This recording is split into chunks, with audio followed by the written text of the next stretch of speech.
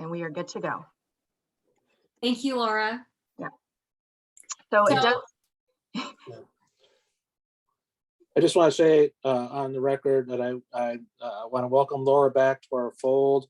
So great to have you back. It's Laura 2.0, I guess now. So, but yeah, it's so great to have you back.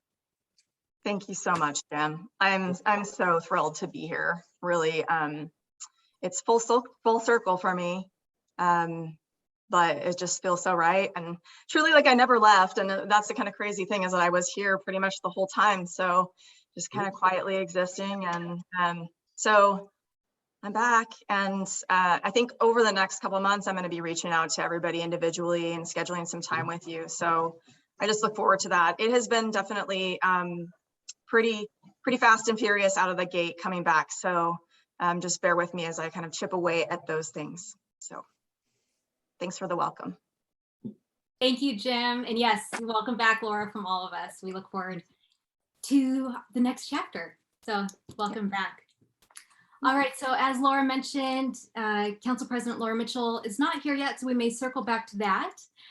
So we'll move on to our next item, and a huge welcome to Aili Schreiner from the Oregon Cultural Trust. Welcome, Aili. And she is here tonight to present to us about the Oregon Cultural Trust tax credit. Hello, it's so wonderful to meet you all. How exciting. I'm so pleased to be here, and thank you for your generosity in giving me just a few minutes. So what I'm going to do is share a few slides from a PowerPoint presentation that explains who the trust is and how we're funded and why that matters to you. So it'll just be a few slides, and then I'm happy to address any questions or comments at the end. Again, I'm Aili Schreiner. I'm the trust manager at the Oregon Cultural Trust. I've been with the trust for about 7 years, and I'm really proud of what we've accomplished in that time. So without further ado, I'm going to head and get started. And let me get my slideshow going. Here we go. Looks good, Aili. Oh, good. Excellent. Thank you. You never know with Zoom. I know. Okay. So who are we? Well, we're in the Oregon Cultural Trust. You may have heard of us. Hopefully you have, in the context of having received some funding from us. Well, I'm here to talk to you about who we are and the cultural tax credit, which is the way that you and I as Oregonians can direct some of our state tax dollars to arts and culture. It's a thing, it's a tool that's unique to Oregon. No other state has this tool. And so I want to explain how it works. It's not necessarily intuitive, and yet such a powerful tool for us to use. So I want to make sure that you all are comfortable with understanding it and hopefully using it. So this is a special year for the trust. We turned 20 years old. So it was 20 years ago that a group of arts and culture advocates and legislators put their heads together when they recognized that the state of Oregon could do a better job of providing consistent funding to the arts and culture community in the state. And so they came up with a way for you and I to say, I think arts and culture is important, and I want some of my state tax dollars to benefit arts and culture. And the mechanism for that is the tax credit. But I want to just share a few things or a few ways that we've made an impact over the last 20 years. Through this program, we've raised over $74 million. We have 33 million of that in a permanent fund for arts and culture. It's our rainy day fund and fund for the future. We do use the investment income that it generates to help us sustain our operations. We are 100% funded by Oregonians using a tax credit. No general funds are otherwise used. We've sold lots of license plate during that time, and I think the thing I'm most proud of recently is that we have given out over 10,000 grants to individuals and organizations throughout the state of Oregon. That is our mission, and that's what we've done. Most recently, as you know, the business model for arts and culture was turned upside down because of the pandemic, leaving a lot of arts and culture nonprofits without a way to earn revenue. And so we communicated this to the legislature, and they last year at this time said, okay, here are over $25 million worth of federal relief funds. We want you to distribute this out to the community. And because the Cultural Trust has the network and the relationships we have, we were able to give 621 organizations federal relief dollars, from everyone from OMSI to your local historical society received some funding that allowed them to keep the doors open, retain staff, and make sure that the organization was able to survive. Of course, the other thing we're immensely proud of is that because of the work we do every year, our state agencies like the Arts Commission, Heritage Commission, Oregon Historical Society receive annual funding from us as well. So that's what we do with the money that we raise. Let's talk about, where does the money come from? Well, you're likely hearing from us because either you or your organization or an organization you're part of has received funding from us, or maybe the Cultural Coalition of Washington County, or maybe from the Arts Commission. We help fund all of those. So where does it come from? It all comes from Oregonians participating in a cultural tax credit program. That's where it comes from. And that tax credit program is essentially the way we say arts and culture matter, and we want to make sure it has funding. So what does that actually mean? Well, it's important to know that because this is a tax credit program, it's not you and I paying more in state taxes. Rather, it's us saying we want to decide and inform the state where we want some of those tax dollars to go, which is pretty cool. Again, no other state does this. We like to call it our secret weapon on behalf of culture, but we don't want this to be a secret. We want this to be a tool that every Oregonian who thinks that arts and culture matter uses, because the more people who use it, the more funds we have to give away in the form of grants, which is pretty cool. So when I'm at a party, or in this case, a virtual cocktail party, and I want to talk to someone about the tax credit, it's not the most easy thing to explain. So I kind of approach it in a series of questions. And I start with the question, it's a value proposition. Would you like a greater portion of your state tax dollars, money you would be giving to the state when you get your tax bill, would you like it to fund cultural activities? Now, if the answer I get is yes, I'm excited, because my next question is, are you already supporting a cultural nonprofit of some kind? I'm going to guess the answer is yes, just given who I hang out with. And also, there are 1,500 cultural nonprofits in Oregon. And on that list is everyone from your local radio station, like Kca, OPB, the Oregon Zoo, in your community. I mean, Washington County has so many wonderful nonprofits. Tualatin Valley Creates, Bag and Baggage Theater in Hillsborough. These are all organizations that if you're already personally investing in, you're eligible for the tax credit. Because we want to make sure that we're incentivizing those direct gifts, because they are important to those organizations. Someone wants in the waiting room. I'm going to go ahead and admit them. So if I get a yes for this second question, then the last question I have is, okay, are you willing to buy a tax credit from the Cultural Trust before the end of the year? And if the answer to that is yes, then we're all set. The next steps are really easy. And the next steps are simply, just like you would make your donation to the nonprofits you support before the end of the year, you do the same thing with the trust. Go to our website, culturaltrust.org, or mail us a check, whatever works for you.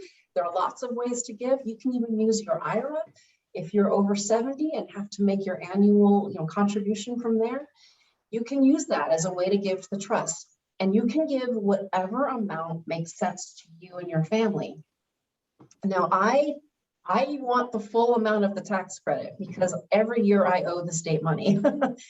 And so between my husband and I, when we file our taxes, we also buy a tax credit for $1,000 because that will lower my tax bill. And I like that. And I also like the fact that when I give $1,000 to the trust, that's $1,000 in our grant budget next year. And that makes me feel good. There's not a lot of times when I can support on a limited way something that's important to me, but I know I'm leveraging that support with the rest of the Oregonians who do this too. So there's a limit to how much you can take. I talked about $1,000. It's you can take a tax credit of up to $500 as an individual, or $1,000 for couples who file jointly, or $2,500 for Class C corporations. The most important thing though is just to do it. $25 is awesome. $50 is awesome. You know, it's up to you. The thing that's important is when you do it, you're joining in with all the other Oregonians who think this is important, and together we make a big difference. Now, when I use the word taxes, sometimes that's a 4-letter word to some people, and people have questions. We've got answers. This is a small sample of the types of questions and answers we have on our website. It's on our FAQ page. It's pretty robust. We have tables, we have charts, people who want to really see what the financial impact of this tax credit is. We've got you covered. But as you saw, it's a really easy thing to do, but I want to let you know that those resources are there. Now, I want to talk about the potential. If each and every one of us participated in the tax credit and got someone else to, look at what we could do together. We know in Oregon there are about 250,000 charitable contributions made, which is awesome, every year to cultural nonprofits. Right now, about 5% of those are being matched with a gift to the trust for that tax credit. That last year translated into $5.2 million that we were able to raise. That's fantastic. That's the most we've ever raised in a year. But watch what happens if everyone talked at least 2 or 3 people into doing the same. Look at what happens to our grant budget. It really gets big. And we could start making even larger investments into arts and culture nonprofits with a larger budget. We give out exactly the amount we raise. That's the agreement we have with the state of Oregon. And then watch what happens if 40% of people who made those gifts gave. Look at the size of our grant budget. We would probably get the attention of the Oregon legislature with this amount. But think about the size of the grants we could make with this. Think of the number of grants we could make with this. It's huge. And the only thing standing between us and this is just having more people participate. So I'm here today to say, please become an advocate for this tool. There is a lot of need out there in our community. And if more people did this tax credit program, we could be really making more significant investments back into our community, which is pretty cool. We have the power to do that. So how do we spread the word? Well, we have resources. We have videos, we have gifts, we have a resource page, toolkit page on our website. Lots of ways to help spread the word. Certainly, our e-newsletter is a great way to keep abreast of the developments that are coming. There's an ARPA grant program coming. ARPA is short for the American Recovery Act. There are some funds for theaters and live event venues that are being teed up. Learn about it through our e-newsletter. It's good to be connected in. The other thing on this website is that list of 1,500 cultural nonprofits in Oregon. So if you're curious, if your nonprofit's on there, look at the list. And if it's not, let me know, we'll get you on the list. But it also is a reminder that there's a lot of organizations out there for whom you can match your gift to the trust. Now, my last slides are a little something to celebrate our 20th anniversary. Now this may look familiar to you. This is the cultural trust license plate that we've been selling for a couple of years. The proceeds, part of the proceeds come to the trust to help us with our marketing budget. But with the 20th anniversary, we thought, you know what? It's time to reflect on the work we've done over the last 20 years and to think about the 20 years ahead. And we're going to do that through a new design. So this is the new Cultural Trust license plate for sale now.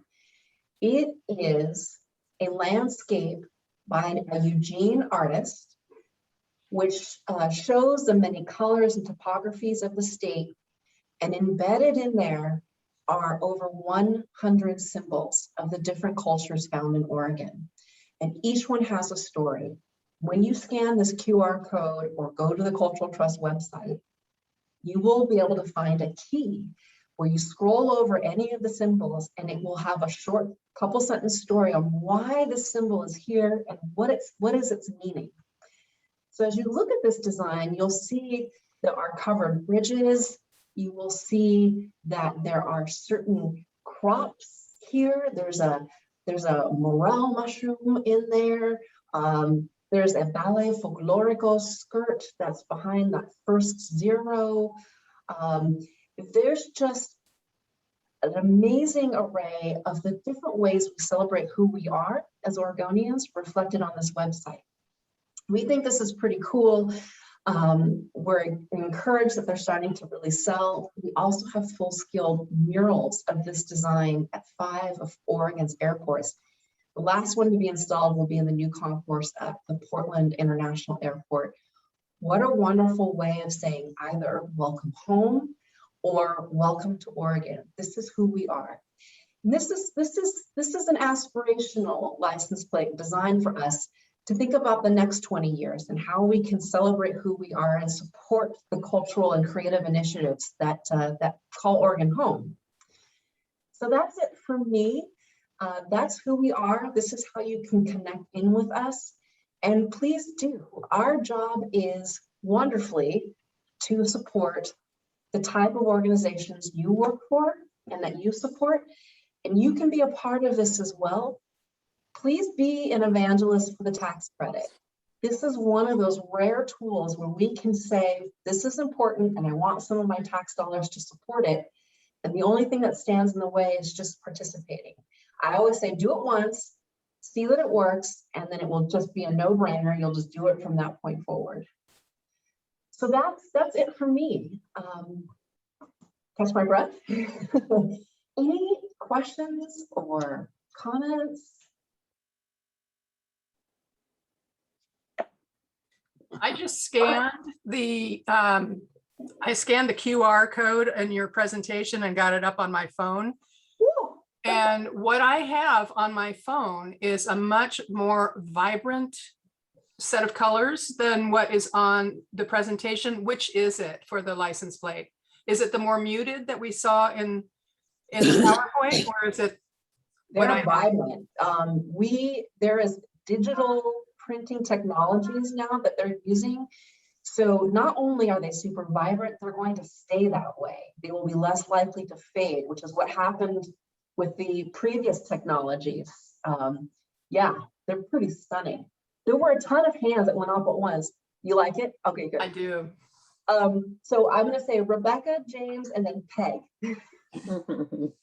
My question was, what if you don't owe any taxes for some reason, or you're due a refund? So how does it work then? Then you would give because you believe in the mission.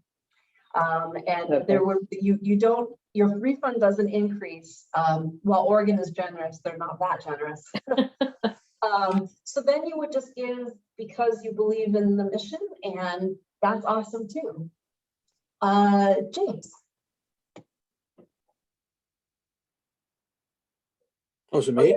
Yes, you. Oh. Yes. Sorry. Oh, sorry. Yeah. My iPad, the speakers aren't so good. Yeah, it's a comment that, yeah, your timing is perfect.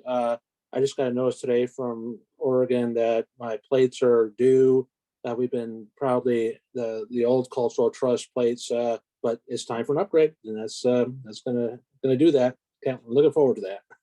Spreading the good news. It is good news. That's great timing. And then Peg, you had your hand raised. Yeah, I'm just here to say the license plate is delightful. I do have it. I showed it at the previous meeting. And as I said earlier this evening, it makes my car so much easier to find because there aren't a lot of them out there. It's a white SUV. There's thousands of those. And it really does, it's very bright and it's a happy happy color combination. And I enjoy having it. I'm so glad to hear that. And Peg, soon you will receive in the mail something from the Cultural Trust that actually is a decal of the QR code, which if you'd like, you can put on the back of your car. And so if someone walks by and they want to see what those symbols are, they can just they can use their phone and find out. Okay. I don't generally put stickers on my car, but that one I would do. Well, thank you. It's very generous of you. All right. Thank you so much, Aili. Does anyone else have any additional questions for Aili? It doesn't look like it. Aili, thank you so much for joining us. This was such a treat, and we look forward to a fruitful year for the Cultural Trust. Thank you very much. Thank you all for what you do. It is very important. I celebrate you as well. Let's make good things happen together. And thank you again. Thank you. Bye-bye. Bye-bye. Okay, our next agenda item is a Research update. Welcome to Chris Ayzoukian.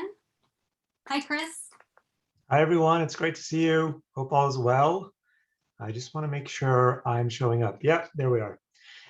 Great to see everybody. It's been a while. So I have a few minutes here. I wanted to update you. And then, of course, as always, please reach out to me with questions.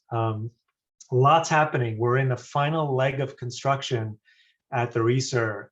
If you haven't been by, I'm sure most of you have. It's pretty close to done. It's 90% done, but that last 5 to 10% is always the hardest.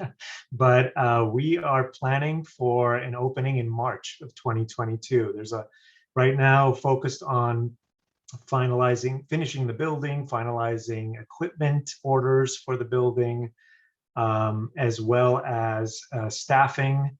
There's a couple of positions that we're in the final phases of hiring, and then a couple of more that will come out. One is an executive assistant position, and then a programming manager position. So please check the new website called thereser.org, thereser.org.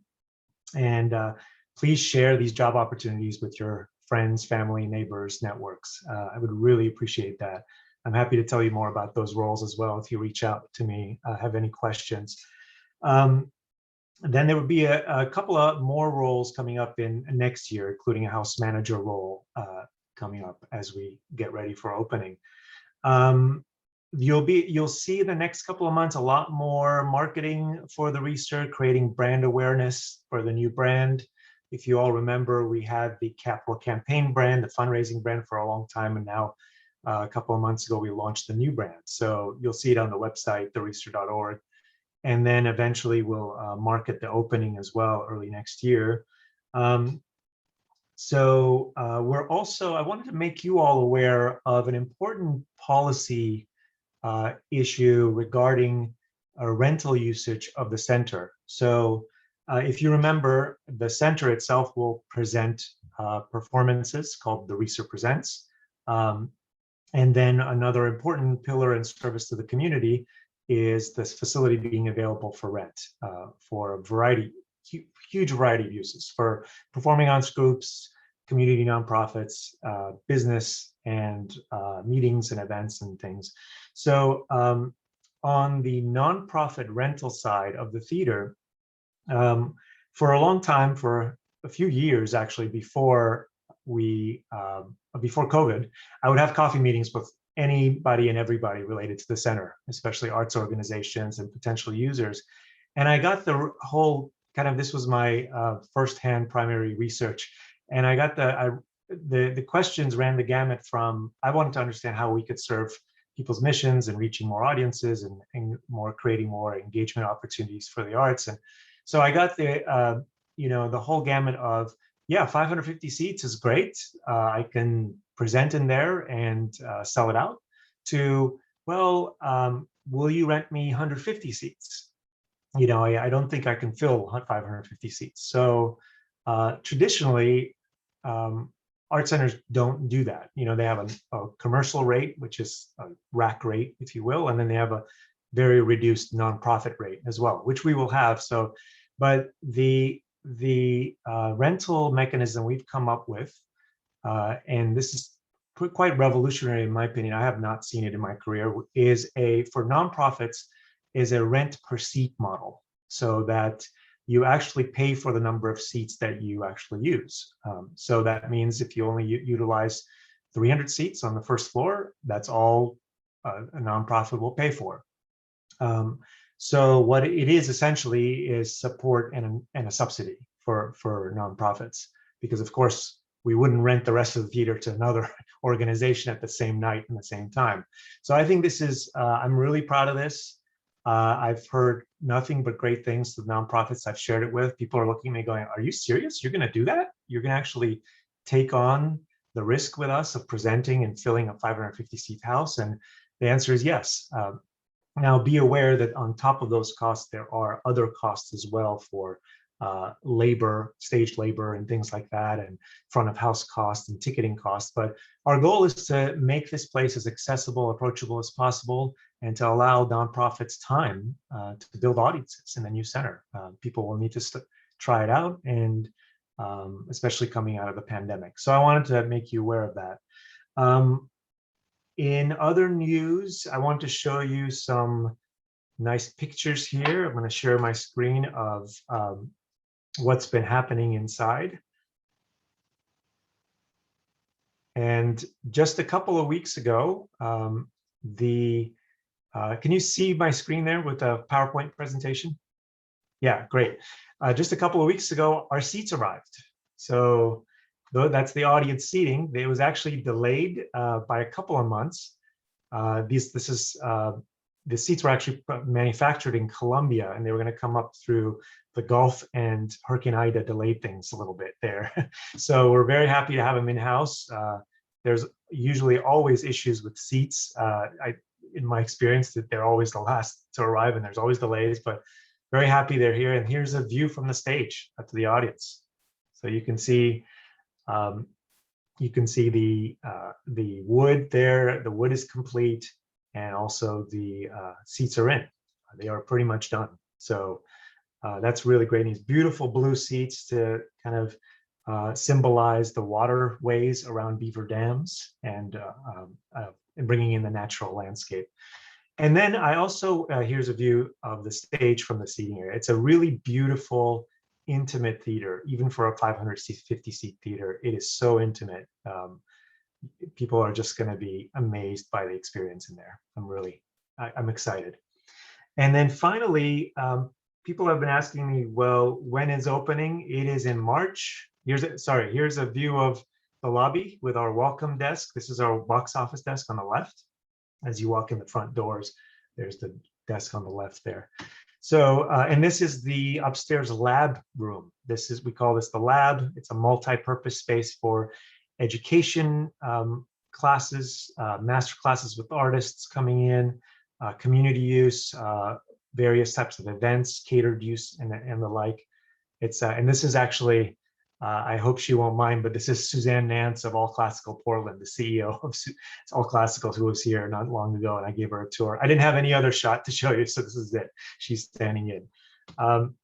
So what does the opening period look like? I can't quite share with you the actual performances and things, but I can give you the schedule. We'll be announcing the details in mid-December, so stay tuned. Tuesday, March 1st is ribbon cutting up at the doors there and then in the lobby. And then March 8th, International Women's Day, marks our first public concert in the space, and that is Deliberate. And then March 12 and 13, Saturday and Sunday, is the opening weekend, with March 13 being a community welcome, where we invite the entire community into the center to experience the center in a variety of arts experiences and performances on stage and all over the center. So mark your calendars, please. We're in the final leg. There will be ways to volunteer, to participate, which will be very much needed. And I will come back to you all with that. But that is the update. Any questions, thoughts?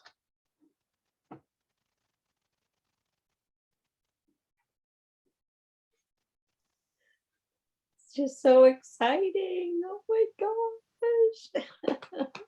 Thank you, Rebecca. Yes, it's Oh. finally happening. Oh gosh, it's so fun to see The the dream is seats coming in alive. there. Yeah, for sure. Oh, it's just awesome. Thank Wow. you. Are there Well, I any always- any hitches, anything going on that, or is it? I mean, you got the seats in, and so- Plenty of hitches. How much time do you have? No, but there's a lot of things going on behind the scenes, and it's normal. It's exhilarating. It's all fun and good, and we will be ready to go in March. And we're moving into the building sometime in December, by mid-December, and then getting full occupancy in late January, early February, and then we can open up in March. One of the hitches has actually been the supply chain issues, as you can imagine. And so equipment is a little delayed. We thought we would have more time for testing. We're going to have 4 days instead of 4 weeks. So there's plenty of things, but it's going to work out. I'm also, I will say, I'm a little bit concerned with part-time labor, with being the market being what it is now with employment. But with full-time labor, we've been getting really talented people. The team developing I'm inspired every day by the team that we're building and the people I work with. So several positions have been filled, and looking to fill a few more. very exciting. Yes, to echo Rebecca, Chris, it's super exciting, and this is such a momentous happening for our community. And it's also, just a side note, it's been really great watching your backdrop change Oh yeah, yeah, as the center progresses along. So yeah. They used to be renderings. Now real life is catching up to renderings. thank you so much for those updates. Congratulations, Chris. Job well done. I know with all this COVID, these were unexpected things came up, and you just rolled right through it. We're so excited about this. Congratulations on what you've been doing. Well, thank you, Jim. And I always say we rest on the shoulders of all the work that happened before us, including many of you who championed this project years ago. So that's the thanks back to you. Big debt of gratitude. And on the website, there's some historical photos actually that we were able to get. So if you scroll through some of the carousels, you'll see some of those early meetings. Not early enough. We couldn't go back to the mid to late 90s when this project kind of started, but we have some historical photos on there too. Check them out. Where do we see that? Was that on the The research.org. Yeah. No, okay. It's that on their way. If you go to the about section, you can see it there. Okay. Awesome. Chris, I want to thank you. You took, you and Cleo gave us a tour. I mean, got us into the research when I think the seats had just been installed the day before. Yeah, and Sharon's referring to the Village Arts Gallery. Yeah. Where I had a laundry list of people who wanted, and we could only take 6. So it was a random drawing, and everybody was just awestruck, myself included, having been on the tour once before. Yeah, thank you for coming. And it's, I must say, one last thing I'll say is that everyone who steps in that building is so awestruck and impressed. And that's what I love to see, because I think originally people were thinking, oh, this is just a small art center in Beaverton. It's not a big deal. And I love seeing the look on people's faces going, oh my goodness, this is the real deal. This is a professional, top-notch art center. And I love it. I love that challenge of winning people over. And that includes the lab and the gallery and everything else, in addition to the 550, the jewel. That's right. Thank you so Sharon. much. Of course. Yeah, I echo what Sharon just said. The seats look absolutely phenomenal in there. They're just so amazing seeing it come to life, especially with knowing that program that you created for nonprofits and imagining people filling those seats. I can't wait to come. Thanks, Destry. It was great to see you on the tour. Yeah, you too. Are there any other questions or comments for Chris at this time? Well, congratulations again from all of us, Chris, and thank you so much for sharing all the updates with us. This is so exciting, and bravo. Thanks, everyone. It's great to see you. Please reach out with questions. My email has changed to @thereser.org, but I'll send that to Laura so she can distribute it. All right, take care. Thank you. Thanks, Chris. Okay, our next agenda item is the approvals of the October 2021 meeting. As always, a huge thank you to April for serving as our recorder and her work and time in putting those together for us. Thank you so much, April. I have one correction. Just one correction on it. I think in the staff liaison updates, the Beaverton Family Resource Fair was open on October 16th from 10 to 1 instead of 10 to 10. And that's it.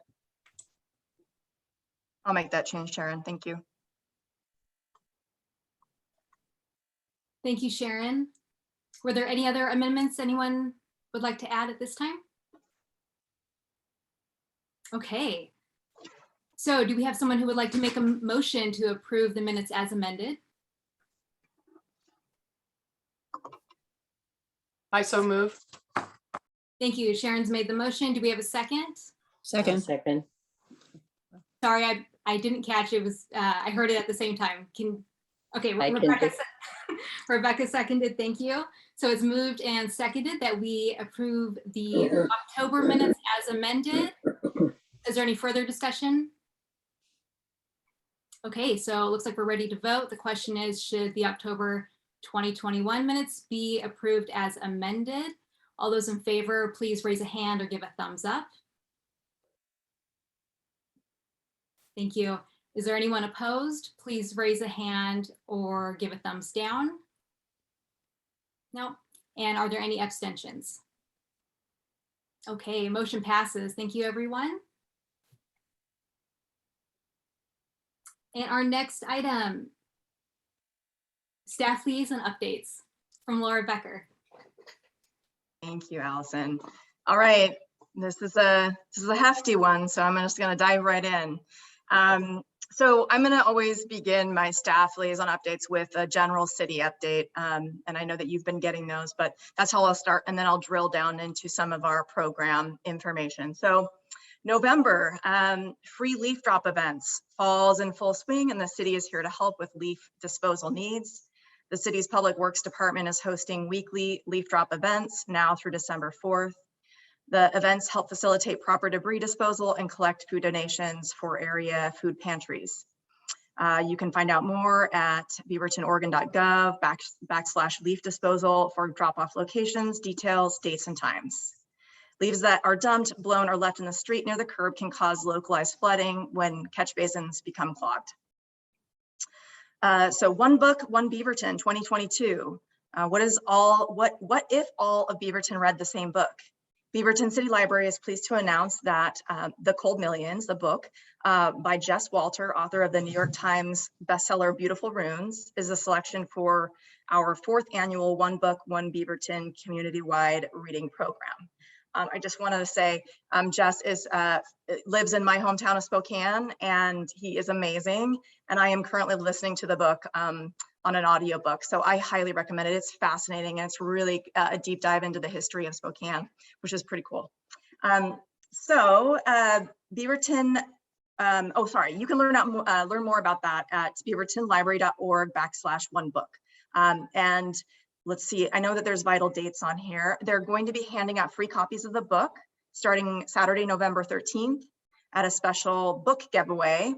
It runs from 11 a.m. to 2 p.m. and it's at both library locations. And then during the month of January, we invite you to attend a series of related special events. The program will culminate in an evening with the author on Saturday, February 5th. So the Beaverton Winter Shelter is opening. It will be open for the winter season to provide a warm, safe space for adults experiencing homelessness to stay. The shelter is a collaboration between the city, Just Compassion of East Washington County, and Washington County Supportive Housing Services. This season, the shelter will provide space for 30 adults on a 24/7 basis with access to resources, showers, hot meals, and a safe place to sleep. The shelter will be open at the Beaverton Community Center from Monday, November 15th through Tuesday, March 15th. with the possibility of being extended due to inclement weather.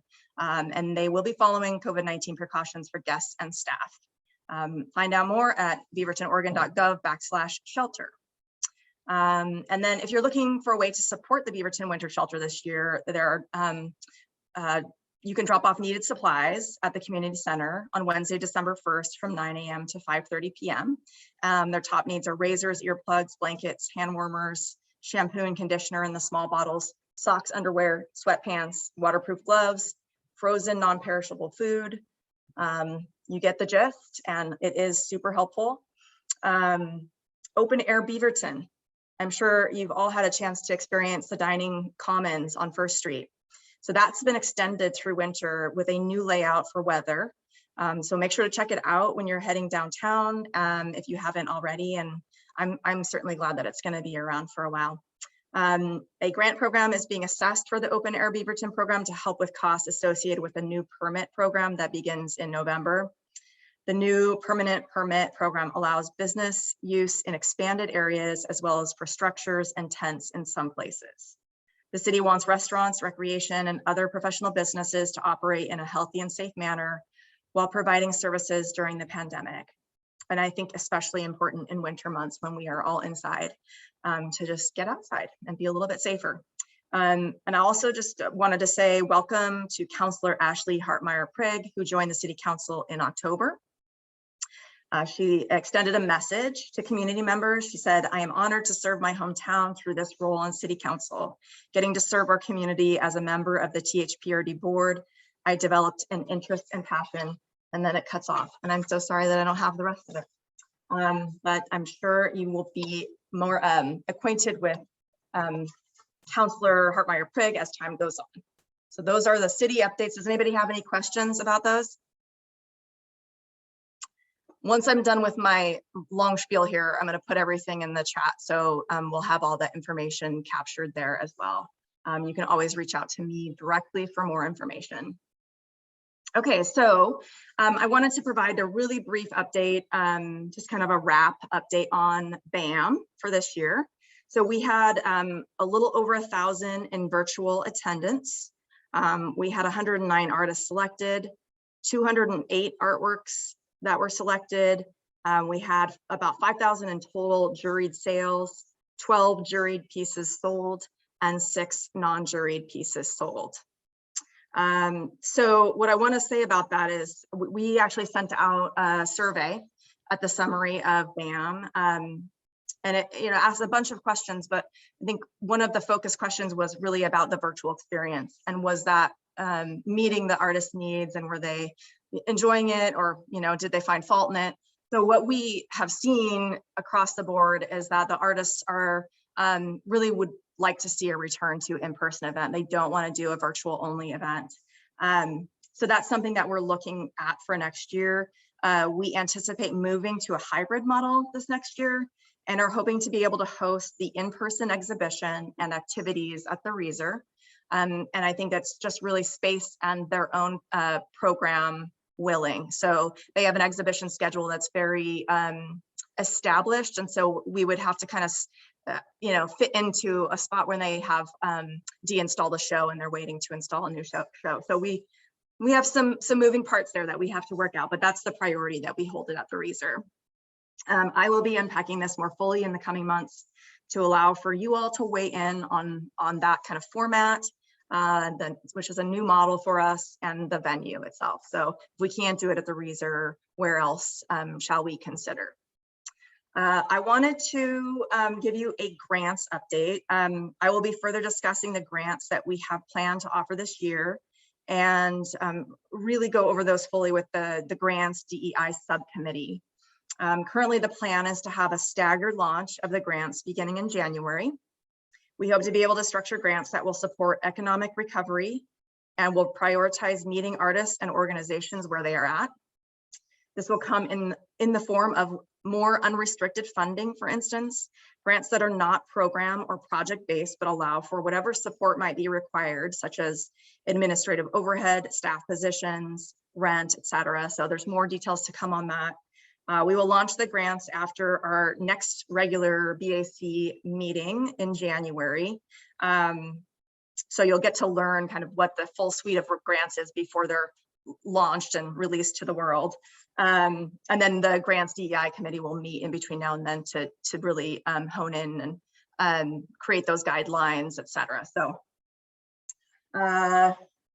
the subcommittee, I just want to let you know they're going to be advising on the grant types and award amounts. It is an important role of that subcommittee. So speaking of subcommittees, we have, this is like a blockbuster month for subcommittees, and I fit them all in this month because I felt it was really important for me to reestablish a connection with the subcommittee. So thank you for being willing, as your schedule allows, to attend those. November 17th, so this coming week, we have a public art committee meeting at 6:30 p.m. So if, we have committee members, but anyone is always welcome to join those meetings. So if you want to, you don't even need to let me know. You can just arrive at the meeting. We post them publicly. So all of those details can be found on our website, where you can let me know and I can send you the meeting information. And then on November 22nd, from 4 to 5 p.m., we'll have the Youth Arts Awards ad hoc committee. And then 5 to 6 p.m., we're having the grants DEI subcommittee meeting. So if you, the committee members know who they are, know the committee that they've been assigned to or are working with. And so they're attending, but again, if you want to come, if you want to join, you're more than welcome to. So I also wanted to, based on the sort of lively conversation that I understand happened at the last meeting about vinyl wraps, I just wanted to give you a little bit of the background on why those were suspended. So that material is idiosyncratic, and the surfaces that the wraps were applied to is an aggregate kind of stone surface. So there's what that means is that there's a lot less surface area for that wrap to adhere to. And so just like on their own, they were kind of bubbling and peeling back. And then of course, you get human nature is you go by and you see something with a little ragged edge and you're going to tear on it. So people started tearing these apart. And at the time, as that started to happen, we just didn't have it in our budget to replace those. So, and then as they became in greater disrepair, our city operations crew said, we are not going to allow any more wraps on this type of aggregate trash can. So we essentially said, okay, well, we won't do that. And that's why we're doing on the wraps on, we did a bunch of them for Restaurant Week and for BAM on different surfaces. So smooth sidewalk surfaces, smooth wall surfaces, any of those are really appropriate for vinyl wraps. So I'm more than happy to revisit it. And I want to do that more fully at our public art committee meeting this next week to talk about some of those particulars. What are the appropriate canvases? Do we want to choose a theme and really kind of do it in installments? And that's what I favor, is that we do it small every year, like do one series and have it be really excellent, and then do another the next year. So we can have it can be kind of a responsive program based on what's happening in the community, what's happening in the world. So we will talk about that more at our public art committee meeting. But I do appreciate the enthusiasm about it, and I love them. In fact, I'm thinking about getting a vinyl wrap on my motorcycle. So I definitely love it, and in the right application, it works really well. So let's see here. Okay, next, we have traditionally done a holiday party in place of doing a regular Arts Commission meeting in December. So I would like to stick with tradition and have I'm calling it the holiday happy hour. So that would be on a regular meeting day on December 8th from 6:30 to 8. We will not be taking on any business at this meeting, but we'll convene virtually. And I really want to use this as a time to celebrate each other, but particularly the outgoing commissioners. I want to celebrate them and thank them for their service. So after this meeting tonight, but before Thanksgiving, so you've got that sweet spot, that window, please be on the lookout for a Grubhub e-gift card. So it would come to your email. This is intended to allow you to order a meal or appetizer smorgasbord of your choosing to be delivered right to your door. We will be also sending out some beverage recipes for you to gather supplies for over the next month or so. Additionally, we will be sending out a sign up to participate in a Secret Santa gift exchange. And that's really at will. You don't need to do it, but if you want to and you're in the spirit, we encourage it. And we just want to set the value at $15 just so that we keep everyone's means in mind. When you get that poll or the sign up rather, just let us know if you want to do the Secret Santa, and we will anonymously match everyone. And if you, in that sign up, we're gonna just ask you to identify, do you want to mail it directly to your recipient, or do you want us to deliver it for you so you can keep your identity concealed? So those are the options. And I just wanted to I mean, I don't want to get too far ahead of myself. I just want to check in and see if that sounds like a good plan to everyone. Yeah, I'm seeing nodding heads, so I think it's a plan. And maybe we can get in some festive attire. And I mean, we don't have very many occasions to dress up these days, or at least I don't. So maybe we can pull out our finest and celebrate with each other. I'm looking forward to it. Okay, so the last thing that I have, which is a really important, wait, it's not the last thing, it's the second to the last thing. So this is a really important item, something that I've talked to Chair Balbag and Vice Chair Dahl about. So we are going to have our retreat. I know that last year it happened really late. This year, when we get our new commissioners on board in January, we are going to do the retreat in February. So I want to start planning for that right now. So I'd like to convene an ad hoc group. What ad hoc means is that, just to kind of give the background on that, we have our standing subcommittees, and then I'm going to form what are called ad hoc committees, which are just really finite. They're meant to address one specific thing, and then they dissolve.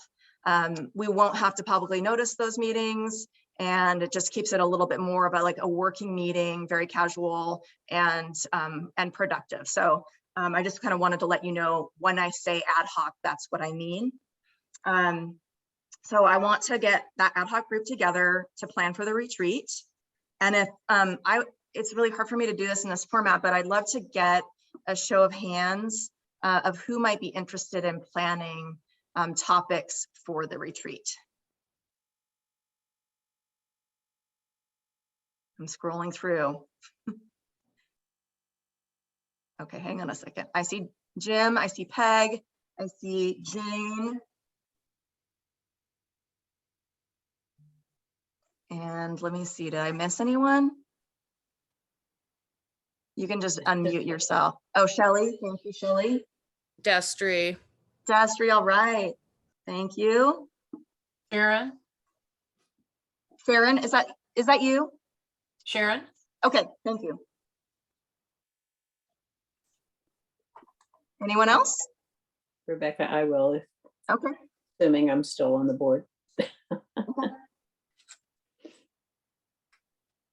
Anybody else? All right. That's a very good group. And I know I don't want to overburden you with subcommittees and then ad hoc committees and just overwhelm everyone. So we can keep this group small and focused and have a really, really meaningful retreat. I'm looking forward to that with our new commissioners. I think it's going to be a great way to start the year. So speaking of new commissioners, that's my last item. So Mayor Beatty is currently wrapping up her interviews for candidates that applied for boards and commissions appointments.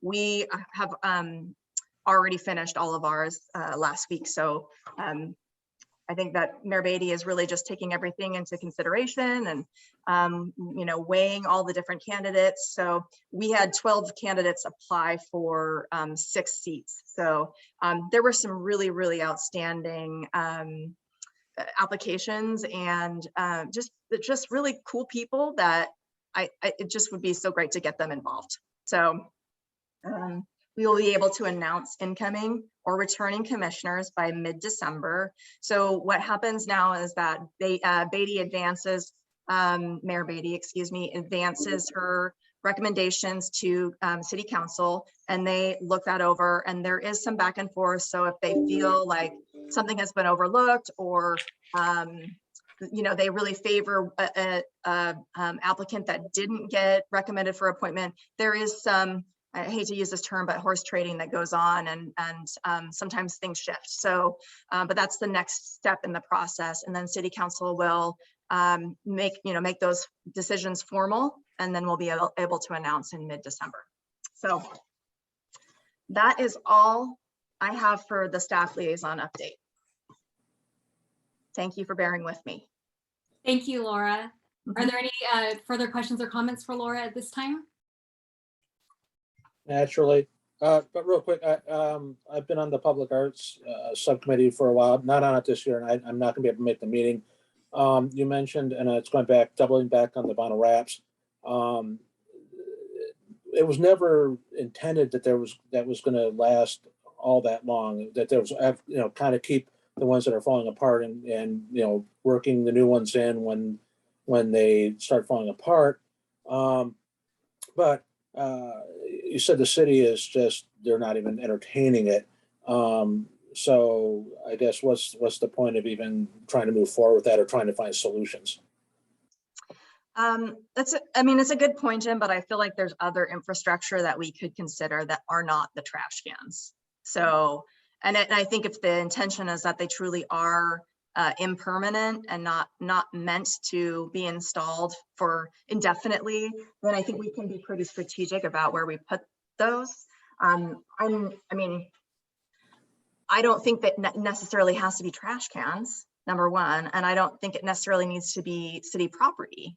So we could possibly consider, private businesses. We would just need to get agreements for the terms of installation and the length of time that they're installed, all of that stuff. So I don't want you to get discouraged because city operations said, no, we will do this no longer, because there are other ways to come at it that I think might be long-term more successful. And I think if you'll recall the Hello Neighbor project that we did, that was quite successful because it was temporary and it was on buildings that were not public. So there is precedent for that. And I think that that's something that we should consider. I think the Hello Neighbor project it's a good example because it had a very specific scope or theme or focus. And I think that that's something that I really want to talk to the Public Art Committee about. Like, if we're going to do this and we know we have finite funds, let's really focus our attention in one topic. So for instance, like this year might be, I'm just going to say this as a blanket, like emerging artists who are 2D, they've never had their work in the public realm. We might choose to focus on a collection or a series of wraps that feature their artwork. So that might be like one, and it might be anywhere from, I'd say 8 to 12 locations. That's kind of what I'm imagining. I will say that the supply chain, and this is going to change, I know, but the supply chain for vinyl is a little bit challenged right now. So we might run into some issues with that. But I also think, like, by the time that we get around to identifying artists, I'm hoping to be back to a little bit less of a bottleneck with the supply chain. Does that answer your question, Jim? Yeah, the thing that we've been kind of going through the last few years is there's really hasn't been a lot of result for, we want to see things out there and move things forward. What was great about the wraps is they were everywhere and it was just so visible. Granted, it was sort of a temporary thing. But if we're abandoning things like that, we're coming up with alternatives that can work. I just didn't want to hear people say, oh, we're just disregarding that, but not have something else in the works. So that's good. Okay. Well, we'll see what we can do to have it be kind of a bigger splash. Oh, I'm sorry. I'm going to go back for a moment.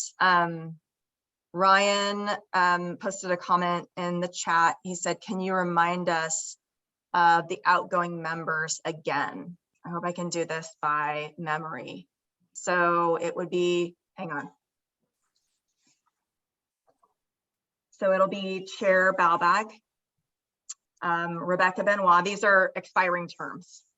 So it doesn't mean that they're outgoing. It means that they have reapplied for a commissioner seat. So Rebecca Benoit, Destry Bunnell, and Jayne Dahl, and Sue Pike, and Gina Wilson.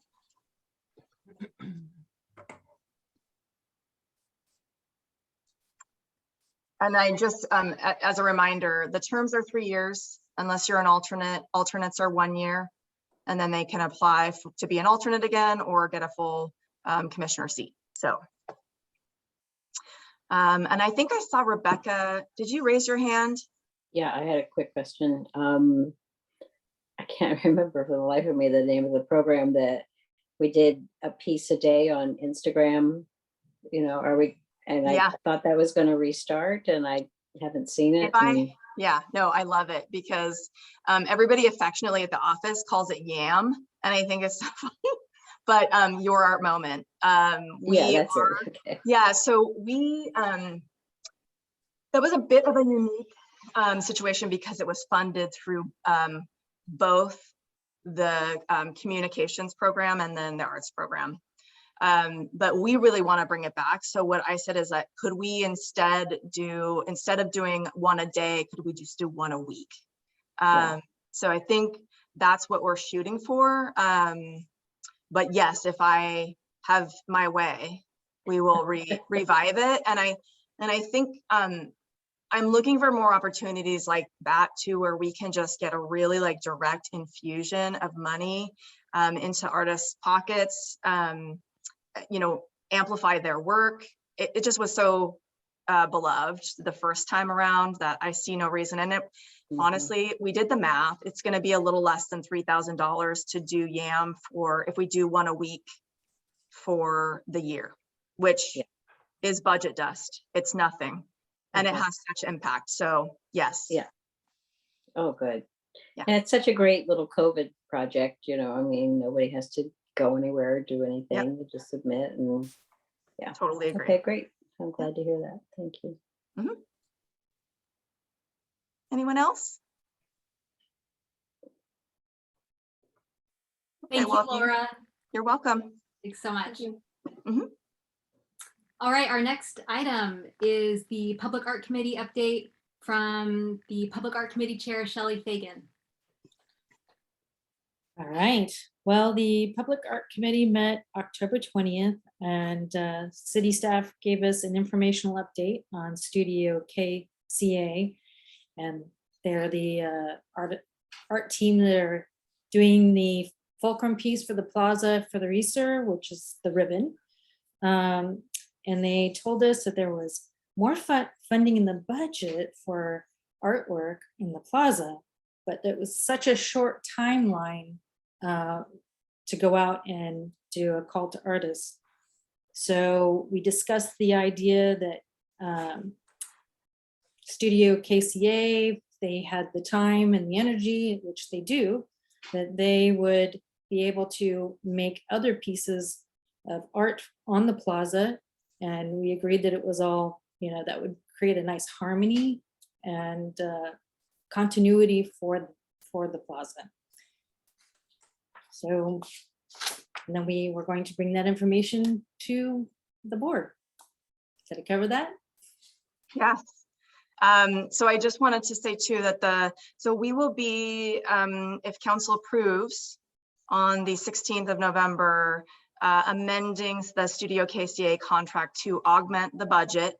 They're still on schedule to install by opening the ribbon piece. The enhancements that are part of what we call the Crescent, the Hall Crescent connection, those might come slightly after. So it just really depends on how quickly we can get them under contract once council approves. what their fabrication timeline is, et cetera. The other really cool thing about them taking this on is they're going to have a mentorship aspect to this project. They've identified a young person that they work with at their fabrication studio in Denver. So they're going to be mentoring that individual. And then they're going to be working with OPSIS, the architects on the project, to find a local woodworker to potentially create elements for these enhancements as well. So I'm hoping to get a little local flavor in there, and it will really beautify that connection point. And, you know, I think in my mind's eye, I knew the potential because of the Crescent Connection Trail. Like, I just adore that. I feel like it's a promenade and you're kind of walking, if you're using transit, like that's how you come to the Arts Center and soon to be the Arts District. And so to have that sort of breadcrumb, like unified experience to welcome you in, I think is going to be really transformational for that intersection. So yes, I'm hopeful City Council approves that contract amendment. And then it's actually BURA, so the Beaverton Urban Renewal Agency, it's actually funds coming from BURA to the city, which is pretty unusual, especially for public art or enhancement. So I know that when Shelley and I talked about it, we just felt so encouraged that that hopefully this sets the tone that maybe they'll contribute to future projects. So there's also what we call an intergovernmental agreement that is there's an agenda bill on the November 16th City Council meeting for both BURA and City Council to establish the terms. So the money transfer from BURA to the city, and then also ownership. So it's going to be joint ownership until BURA is dissolved, and then it will be owned by the city, and then it will be maintained by the city. So all of those terms are kind of spelled out in that intergovernmental, we call it, we only speak in acronyms, we call it an IGA. So it's been a heavy lift, I'm not gonna lie. There's like, we can't even keep the agenda bill straight. Yes, so I'm really hopeful that we can get it off the ground, and I will have the contract ready to issue and we'll get going. So I wanted to share some photos of the ribbon piece in fabrication. I thought that would be kind of a cool thing to check out. So give me a second here.